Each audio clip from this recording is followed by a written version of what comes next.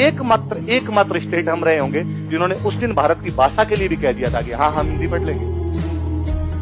बाकी किसी ने नहीं कहा। भारत के तमाम राज्य, पंजाब करा था हमें पंजाबी पढ़नी है, गुजरात करा हमें गुजराती पढ़नी है, महाराष्ट्र करा हमें मराठी पढ़नी है, साउथ करा हमें अपनी पढ़नी है, नॉर्थ ईस्ट करा हमें अपनी पढ़नी है, बंगाल करा बंगाली पढ़नी है, उड़ीसा करा उड़िया पढ़नी है। ये दुर्भाग्य हमारे पक्ष में आया कि हम भारत की हिंदी स्टेट घोषित कर दिए।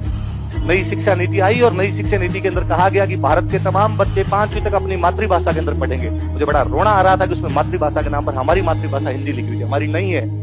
हमने नेहरू जी की बात मानी थी, हमने इस देश की एकता, अखंडता, सुरक्षा के लिए अपनी जीभ कटवाई थी। हम हिंदी राज्य नहीं है। हमारी एक लैंग्वेज थी, हमारी एक मदर टंग थी, पर हमने भारत के लिए उस दिन हमारी मदर टंग खोई। किसी ने जीभ भी कटाई है भारत के लिए तो हम है।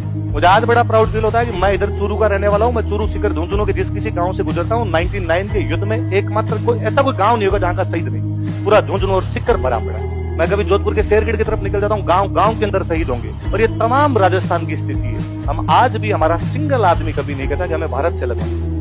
और 100 प्रॉब्लम होगी हमारे यहाँ पर, हमने कभी इस बात को लेकर समझौता नहीं। अच्छा, लोग कई बार और कहते हैं कि यार ये जहाँ प्रॉब्लम चलती है ना, जैसे कश्मीर में प्रॉब्लम चलती है कि वहां पे मुस्लिम मेजोरिटी है, मुस्लिम्स रहते हैं इसलिए वहां पर प्रॉब्लम हो गई।